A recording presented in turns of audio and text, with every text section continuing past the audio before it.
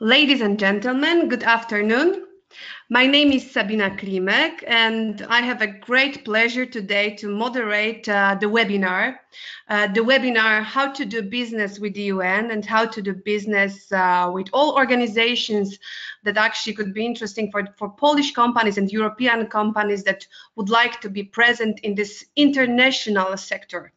And actually, prior to the webinar and prior to the presentation that will be made by our expert, I would like to invite all of you to a very special conference that will be organized soon in Warsaw in June.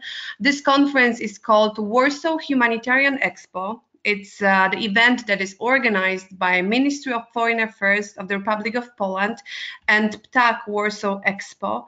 And it will take place in June 11 and 13, 2019, as you can see. And okay. And this conference will consist of three pillars. Here are the information. It's June 11, June 13, 2019. Here is the website of this conference, humanitarianexpo.com, and location, Ptak Warsaw Expo. It's very convenient location because it's not very far from the city center of Warsaw. It's really good connection, really well connected. You can get there very fast. And our conference consists of three pillars that are international exhibition. Just a second, I'm sorry, I just lost one pillar. Here it is, here it is. Here are the three pillars that our conference is consisting of. First one is Expo and Fair. So it means that if you are an international company and if you are a Polish company, if you would like to have your own booth, if you would like to exhibit during this conference, you can have your own booth, you can show your products, you can show your services, and you can actually present your company during this fair and during this expo. And there will be also a conference connected with Warsaw Humanitarian Expo when experts will tell you and will explain how to do actually business on this international forum. And also the third pillar is Warsaw Procurement Forum, which is the conference where you can meet the experts from UN, from European Union Commission, from other international organizations like World Bank. And during this conference, you can talk to those experts face to face. They will teach you how to do business with those international organizations. And you can have business to business and face to face meeting with them where everything will be explained to you. What is the mission of our conference? Like, first of all, it's really a big part of the business, the humanitarian actions worldwide. And the problem for our companies, for Polish companies and for European Union companies is that actually we are not presented enough in those sectors, in those businesses, and there is still a huge area of activities for Polish and European companies to be more active in this international deals, in international tenders. So why to attend? First of all, it's the only fair like this in Central and Eastern Europe. It's very comprehensive. Exhibitors can be from Poland and abroad, from all European Union, we guess. There will be possibility for business to business and business to government meetings, lots of knowledge, lots of information, very international conference. So you can show your products, you can talk to the expert, you can actually meet the expert that will explain you if your company or how your company can participate in all those international deals. And if you decide to exhibit with us, there are 6 sectors where you can participate. One sector is logistic and communication. We have got medical equipment sector, shelters, security, food and agencies. So depending what actually your company does, where are you specializing at, you can just choose this sector, where would you like to exhibit. I have to add one thing. If you decide to exhibit as a company with us during this special fair, you will also get 1 free ticket for Warsaw Procurement Forum, or you can just decide to be a part only of Warsaw Procurement Forum and take part only in this conference. But we hope that actually your company will spend 3 days with us, and you will be very active in all those 3 days, where you can participate in affairs, you can just be on 2 conferences and just meet experts from all over the world. We just think that it's really, really important for Polish companies, and definitely it's worth it. So who are the partners of our Warsaw Humanitarian Expo? First of all, this event is received the honorary patronage of the President of the Republic of Poland, Mr. Andrzej Duda.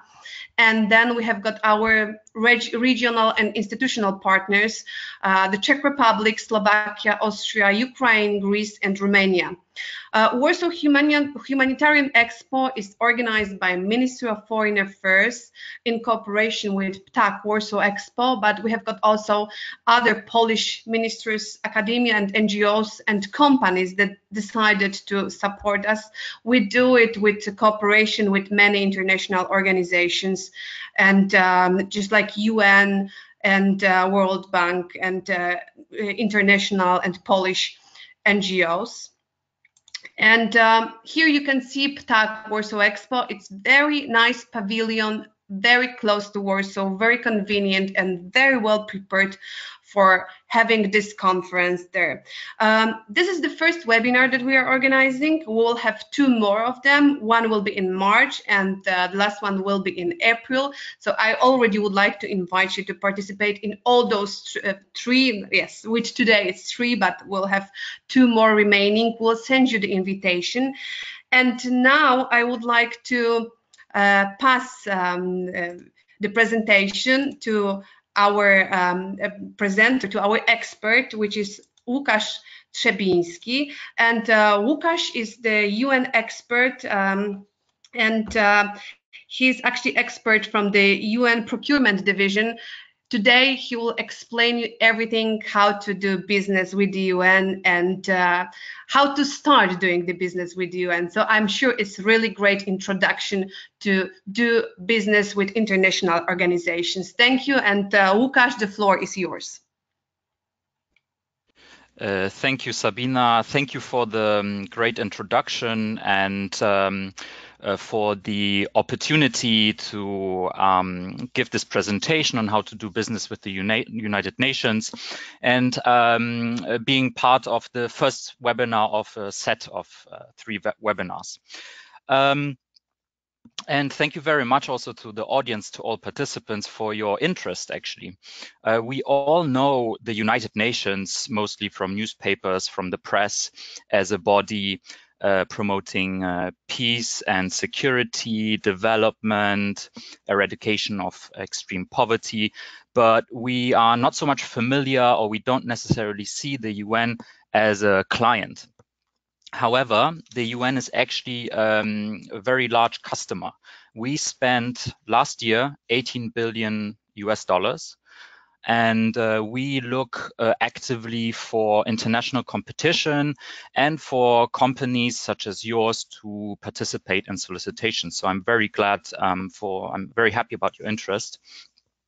And this presentation should really serve as an introduction to the United Nations procurement system, and in further webinars, I think there will be more details about each kind of stage or how to find opportunities. But this is an introduction, and I hope it will be useful. So before we start, just an overview of the subjects today. I provide an overview of the procurement system, including some statistics. We look at the United Nations Secretariat Procurement Division, who I represent today.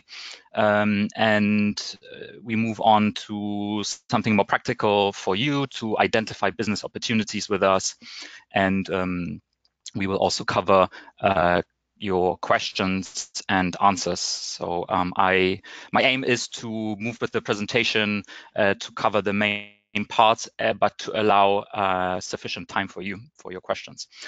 So most importantly, I think before going into the procurement subject, is to recognize and to acknowledge that the UN is not a single organization. The UN is made up of a variety of organizational entities. And so the UN includes funds and programs, agents, specialized agencies, and the Secretariat, again, who I represent.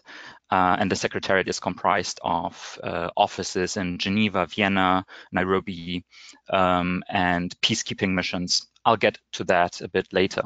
But what is important to acknowledge here is that each of these organizations has different functions, and each entity has own characteristics and requirements and very different mandates. And that has an impact on procurement as well. So we will discover this a bit further as we go along with the presentation. So this is just an overview how each organization, because of their different mandate, they are very different from a characteristic in terms of what goods and services they purchase. So the UN development program, for example, focuses mainly on, it's a very generalist procurement body as such. They purchase a variety of products, but some of them, major ones, are telecommunications, electrical equipment, water supply. It varies a lot. UNICEF, it doesn't really need introduction as much. I think we're all very familiar with the organization. It's an organization that focuses on the support or, well, advocating the rights and protection of children's rights. So most major goods and services that they purchase are vaccines and pharmaceuticals for children and educational supplies. World Food Programme, which is the largest global food relief aid organization, purchases naturally food rations, and transport related to bringing the food to the place where it's needed, but also warehousing and logistics, for example. Then two more examples, the Food and Agriculture Organization, which is the leading international body in food and agriculture, really, and providing technical assistance through field programs. It purchases chemicals, grain mill products, starches, starch products, any products that deal with agricultural produce, really. And World Health Organization, already by its name, you can imagine everything related to medicine, pharmaceuticals, medical equipment, and so on. So each of these entities has actually a very unique profile because of their mandates. So therefore, the products, the goods and services that they purchase they differ from each other, from entity to entity. So what does it mean for you as a company? I think it's important that you as a company would recognize which company buys mostly the products that you sell. And the best source of information that I could recommend is the annual statistical report on United Nations procurement.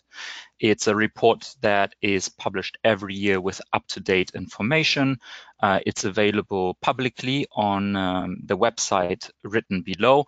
I will be mentioning the website several times during the presentation, ungm.org, because it's a very good source for vendors in general for many different information, which I'll get to later. But I would highly recommend to look at that product. It's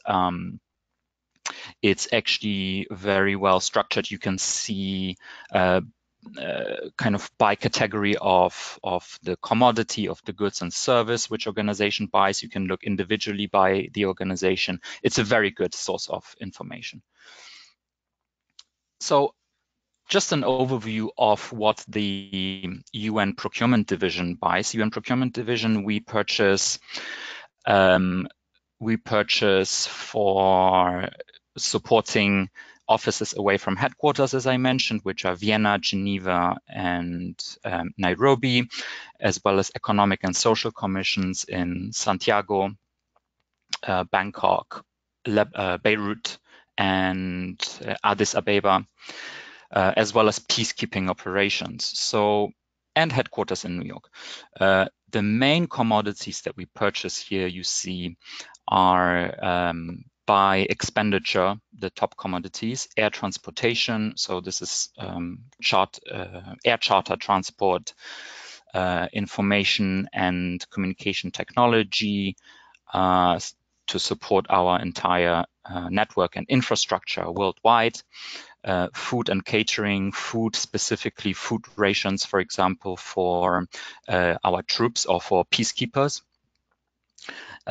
Fuel, both for aircraft as well as for vehicles, building and construction. So these are the main largest expenditures, but you see that we are a quite generous organization. So we purchase really a huge variety of goods and services, and it would be virtually impossible to list all of them here.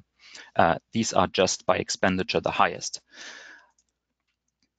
This is the map, what I had mentioned before, the offices that we serve. You see that there's a high concentration of peacekeeping missions in Africa. And actually, what it would mean for you is Polish and European vendors have actually, geographically speaking, a quite good position in terms of proximity, of course. So you see that the largest, in Africa, let's say the largest spend in terms of the peacekeeping operations are for Somalia, for Mali, Central African Republic, and Democratic Republic of Congo. These are some of the largest. But of course, there are a lot more, as well as in Central America and Middle East. So, as I had mentioned, the variety of organizations, because each organization has own specific requirements for goods and services and may conduct its own procurement activities because it's tailored to the mandate of the organization, or can be. Each organization can follow, in general, similar or common principles of procurement rules and regulations, but may also have some distinct nuances. And each organization constitutes a separate and distinct customer and partner. So when you do business with several entities, you will notice that the focus is different can be different from entity to entity. And each organization has its own tempo, a portfolio of required commodities and specific characteristics. So what does it mean for us? We need to learn about the organization. So in the beginning of the presentation, I mentioned the large volume of spend. So this is just an overview of the expenditure of the whole UN system. So not just UN Procurement Division, but really all UN entities. You see from between 2011 and 2017 a growing trend to over 18 billion in 2017, billion US dollars. And the distribution between services and goods is about 50%, 50-50. So you see it has been a continuous growing trend in terms of expenditure. When we look at just the UN Procurement Division, so for peacekeeping missions and offices away from headquarters, we see that the expenditure is maintained more or less at 3 billion or over $3 billion annually. So here we see just a list of major goods and services that we procure. You saw it, there's some overlap, of course, into the slide that we saw, the pie chart. This is a bit more detailed. You see other goods and services here as well. But I think we covered it mostly in the previous slide. So something more practical for you as a business. How do we identify business opportunities? First of all, before registering, there is a portal called United Nations Global Marketplace where every vendor has to register. But before registering, let's just look a little bit about what the UN is looking for, or what we value, or how you can build value as a company. We look at companies that really understand the United Nations. So actually, this presentation should serve you to get a good kind of introduction to the UN. So it's very beneficial as a company to know the UN structure, the UN procurement procedures, and to understand our requirements. What are we buying, and what do we need in terms of range of goods and services? And international experience can be beneficial, and existing customer references, kind of if you provided similar goods and services to other providers before, we value, of course, a previous experience.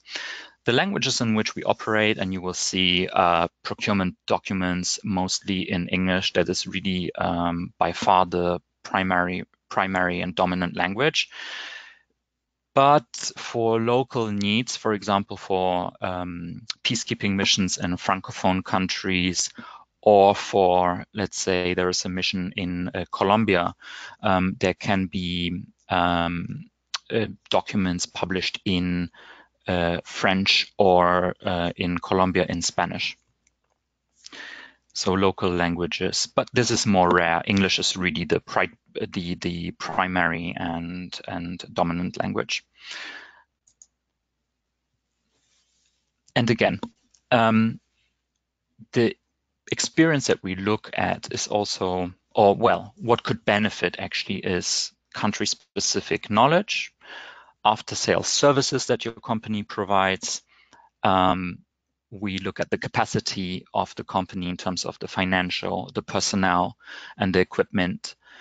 That's quite important. What is also important to stress here is actually it's bullet point persistence, endurance, and patience. The UN procurement is, we are looking for international competition. So we have competition. We don't look just for huge companies. We look for a variety of products. We look for a variety of companies that can be suitable suppliers to the UN. So I would really like to encourage all companies to really look into business opportunities. And also, UN procurement it is important to acknowledge that it can be a learning curve.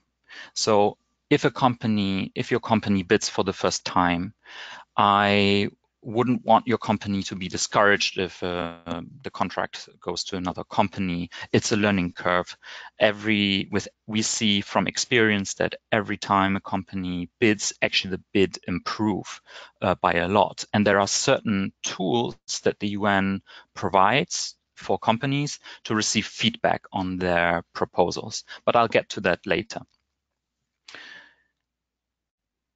So now when we get to how to become a potential vendor to the UN, it is absolutely mandatory and a prerequisite to register on the United Nations Global Marketplace. It's ungm.org.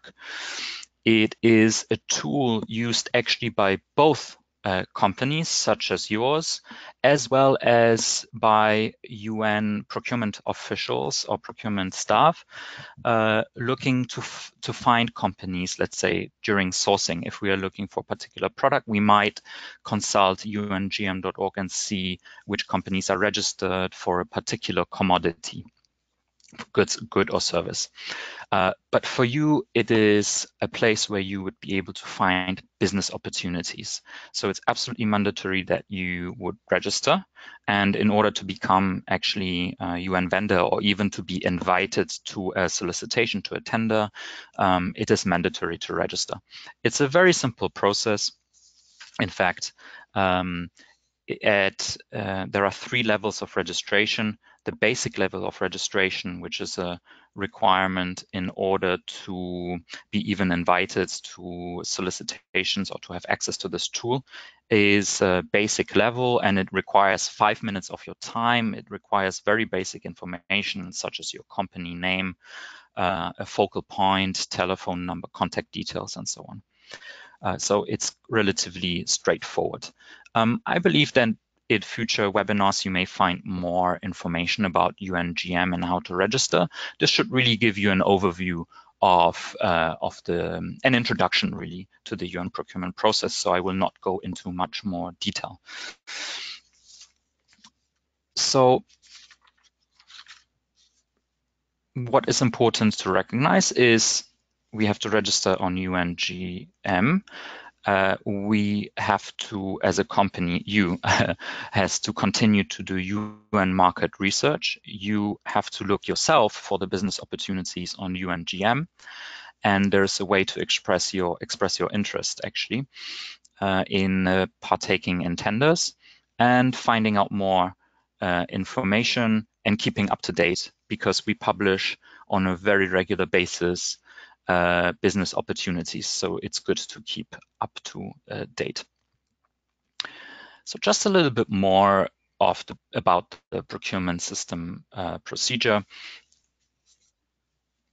The UN is guided by 4 main principles, and the main principles have actually been agreed upon by all the member states of the United Nations.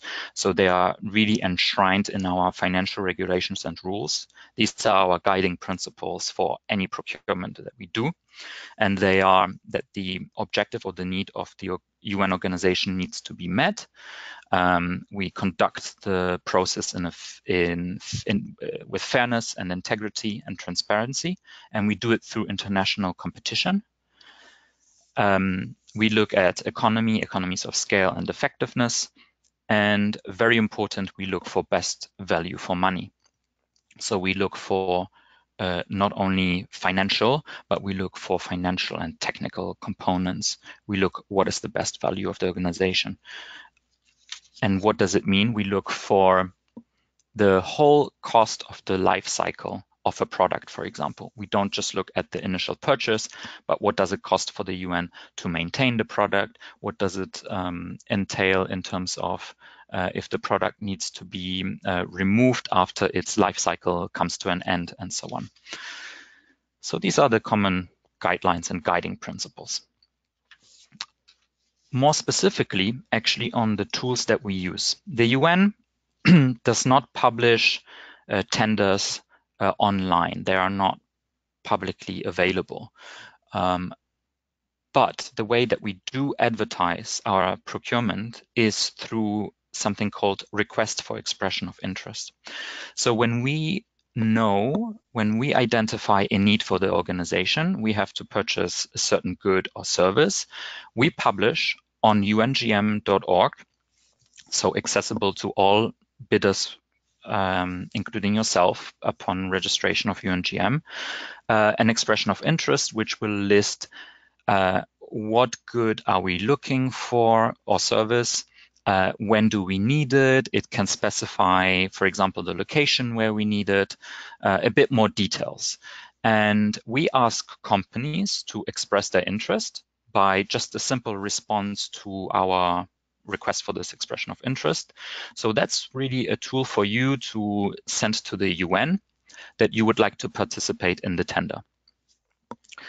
So that's very important. Normally, requests for expressions of interest are published online for between, let's say, 2 weeks, but mostly 4 weeks. That's what we post. That's the timeline that we post these business opportunities. And then we have 3 types of solicitations. We have request for quotation. This is more of less formal solicitation because it's used for goods and services of a lower value, below less than $40,000. So it's a more simplified process. For procurement of services and goods for more than $40,000, we use invitation to bid and request for proposal. The main difference between the two is that invitation to bid is a solicitation method for very well-defined goods and services. And the contract award is typically based on the lowest acceptable bid. So the lowest cost of a technically compliant vendor. And we assess in the best value for money.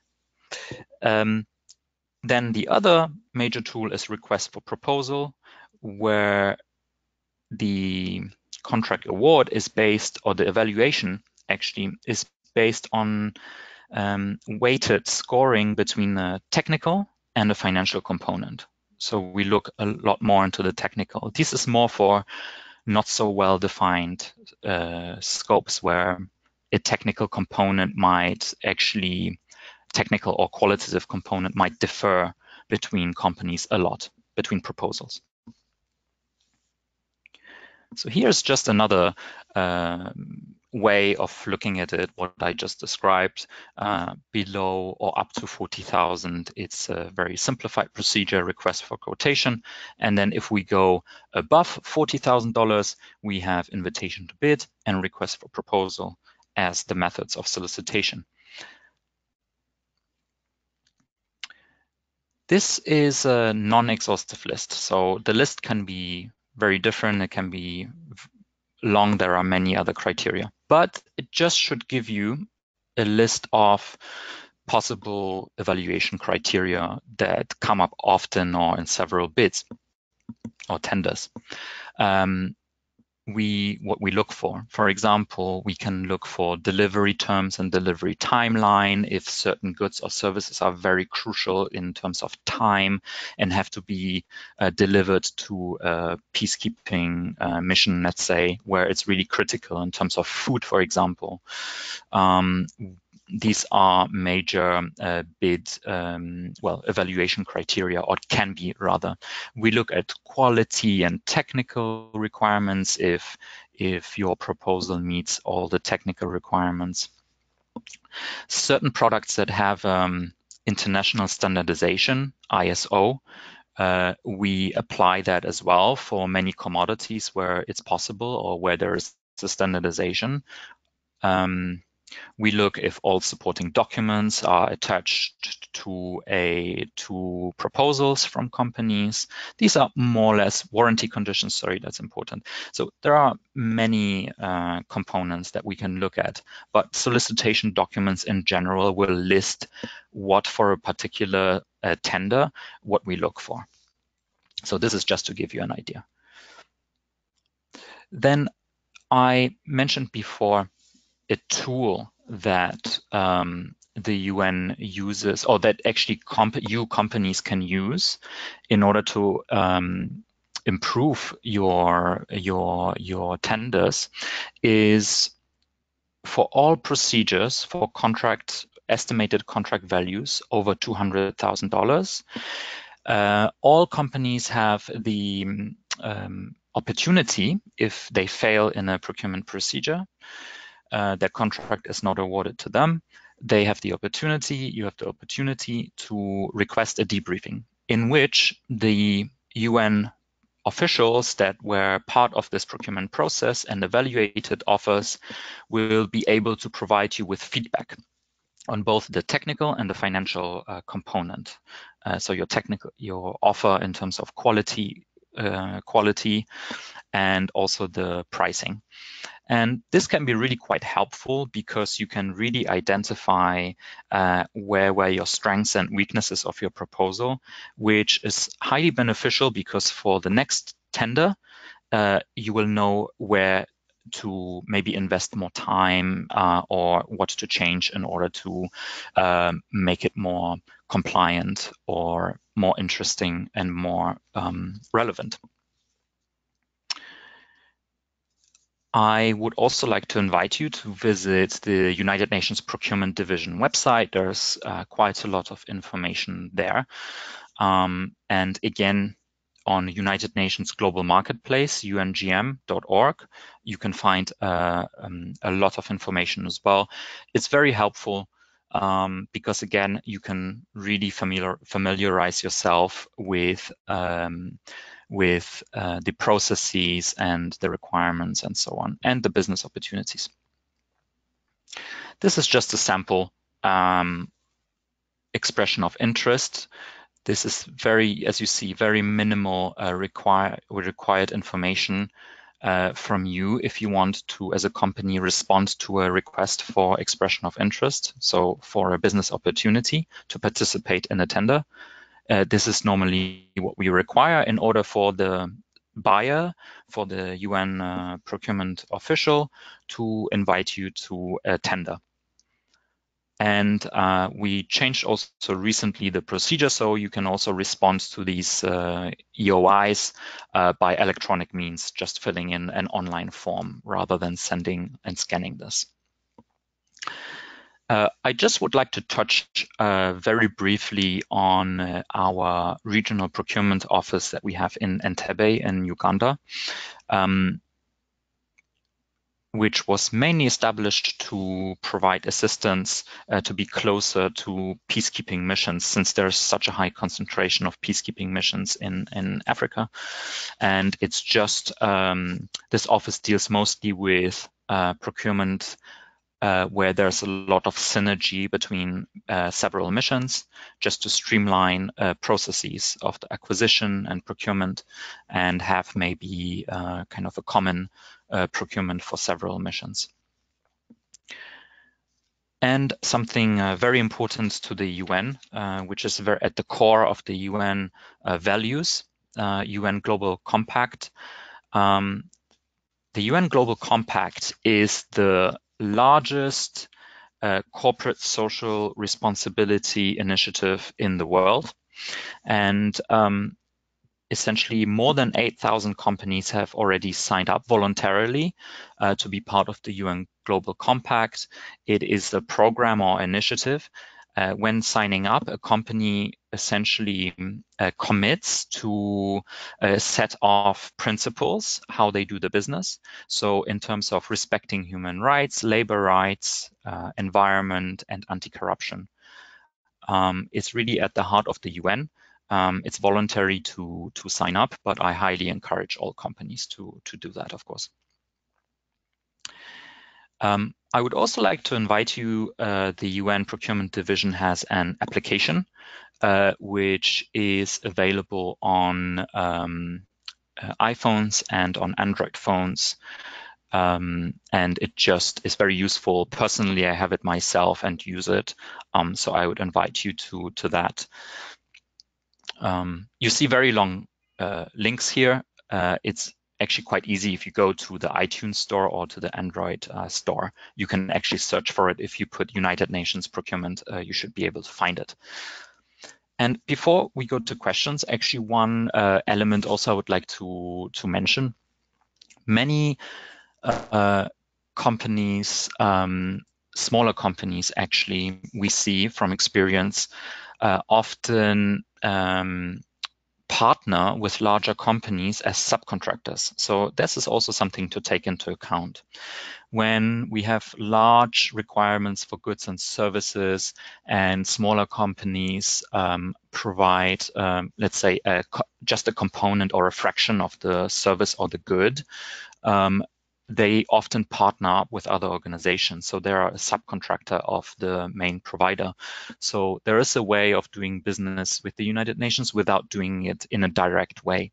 So a place like, for example, the Warsaw Procurement Forum or other procurement fora would actually give you also the opportunity to network with other companies as well, just to take into account or into consideration.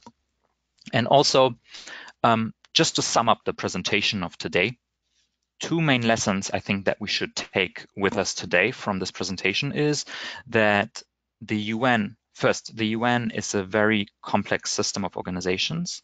So it's really important for you as companies to find out which organizations buy your goods and services. So you'll be really able to navigate through the system better, and you'll be able to target your goods and services to the particular UN entity. The second one is, and I really hope and encourage you to do so, is to register on United Nations Global Marketplace, ungm.org. The registration takes 5 minutes. It's very straightforward. And it provides you with the necessary tool to look up all business opportunities within the whole UN system. And there are so many. And really, I would like to encourage you to keep checking on business opportunities and keep up to date with what is published there. And these are the main aspects I think that we should take away from today. And in future webinars and also in the Warsaw Procurement Forum, I think it will be in much more detail going into several aspects that I touched upon today, just for the introduction to the UN procurement system. So you'll have the opportunity to learn more. And I would welcome your questions at this point. Mukesh, thank you very much. That was very good and very comprehensive, and I think we just learned a lot. And I just would like to add, if there are any questions, you have got 2 ways of asking those questions. The first one is chat. You can just click on chat and just send your question here. And there is also a question you can see on the panel of the GoToWebinar panel questions. So you can also write your question there. So if there any questions that you have got to our expert, just please write them down right now. But for the beginning, Łukasz, I have got one question to you. Could you tell us actually who can participate in the UN tenders? What are the requirements? Is there any company that can be active there? Or you just think that there are some companies that need to meet some requirements, like the number of employees or the scale of the company, how it looks like? Who is your main business partner? This is a really excellent question, actually. There is a huge misconception about UN Procurement Forum, and that's why your question is very relevant. Many smaller firms are discouraged because there's a misconception we deal with large clients. We deal with a huge variety of clients, from the largest to the smallest companies. So depending on the good or service, depending on the location where it's needed, the requirement is very specifically mentioned in the tender. So it varies a lot, but I would really like to encourage all companies of all sizes to really look for business opportunities. There are a lot of opportunities also on a local level where firms can participate. So please don't be discouraged. I really invite all companies to participate, and the relevant requirements for each tender are mentioned in the documents. However, what we look for mostly is we have to ensure that we get high quality, best value for money. So what is important to us, that the company has at least 3, if not 5 years of experience in doing the particular business, so providing the good or service, and having some, let's say, client references or a portfolio of completed projects already. These are the main aspects, but I encourage everybody to sign on to the business opportunities. It's a huge pool of opportunities, and you saw the volume of the spend, $18 billion US. So it's a huge market, and we are always looking for competition. Mm-hmm. And so if I am the company that really would like to start to be the part of the webinar, what should I do? What is the first step I should do? What that I should take? Definitely the first step to do as a company is to, please do it today already, to register on United Nations Global Marketplace. So it's www.ungm.org. And it's very simple. It's a 5-minute registration, and it's a very useful tool. You can find all the business opportunities there. That's the very first step. The next step is maybe look in the annual statistical report, or maybe look at the business opportunities that are listed on ungm.org, and you can see what are we purchasing. You will already have an idea. There are so many business opportunities mentioned already that are ongoing. So you can see what we are purchasing, what are we looking for. Maybe there will be something interesting already for you now to participate in a tender. If there is nothing at the moment, please keep on checking on a regular basis, because we buy a variety of goods and services. There will be opportunities even more. And also a good idea, just to find out if we purchase the specific good or service that your company sells, is to look in a section on United Nations Global Marketplace that is called Contract Notices. It shows all the previous contract awards placed for, I believe, dating back 5 years, or at least 3 years. So you will see what has the organization purchased in the last years. It will give you an idea of the commodities. Great. There are some questions, but questions asking if this presentation will be available, if the copy of the presentation will be available. Yes, it will be available. All seminar is being recorded, and it will be sent to you, so you will be able to download it and you can just use it. So yes, this webinar will be available for you, and so it will be sent to the link to download the webinar will be sent to all participants, so you can just use it as much as you need and as much as you want. So if there are any more questions, just please write them now. And last question from me. Can you tell me if I am like the company that already registered and already I know that my products can be actually useful for the UN, what can I do in order to enhance my chance to cooperate with the UN? What can I do to help myself to be a partner of the UN? Right, very good question. So once you register as a company on ungm.org, as I mentioned, you have the access to all the business opportunities. So you see that, yes, I'm selling the goods and services that the UN needs. The next step is find that particular business opportunity, find online in that section, business opportunities, the relevant request for expression of interest. Expression of interest. That means that the UN, if you find one for your product, the UN will be issuing a tender for that service or good. So it's very important that you respond to that request for expression of interest. It's very simple. The procedure is explained on UNGM how to respond. It takes really minutes. And once the UN receives all the responses from all companies, we note all the responses, and then we can invite you to the solicitation. So when we issue the solicitation, you will receive all the tender documents, and you will then know what are the specific requirements and the timeline and the location of services.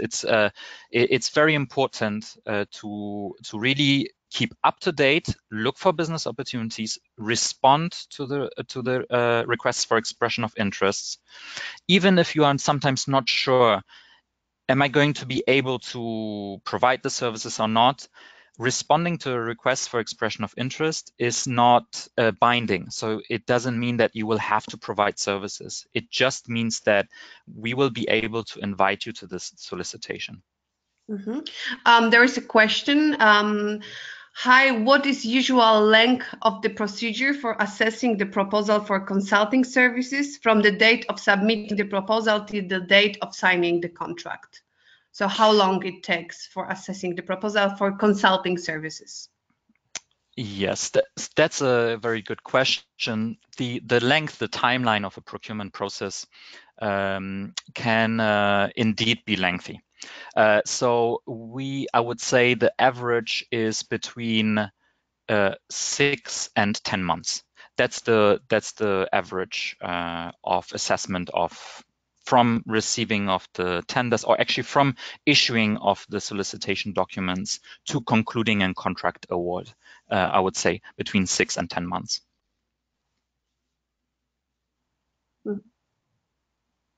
If there is a possibility to talk with IOM representatives in Warsaw, because I think my product could be useful. Yeah, all those experts available for you. You can meet them. You will have opportunity for one meeting. Not only, as I said, like our main idea is that you can sign up for the meetings, face-to-face meetings with those representatives. That's why this forum is very special. There is also another question to you, Łukasz. What is the procedure of sending bids? Is an email channel available, or any through dedicated platforms should be? So what is the procedure of sending bids? Yes, that's a very important question, in fact. We currently accept bids by post only, by registered mail, by courier, or hand delivery.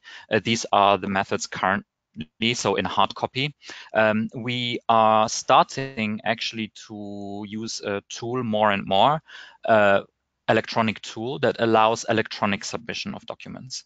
So depending on the procedure, because we are in this transition period, or we are for certain goods and services using it already, but implementing it for other goods and services, it differs by procedure. I would strongly recommend reading the solicitation documents, the tender documents, very carefully.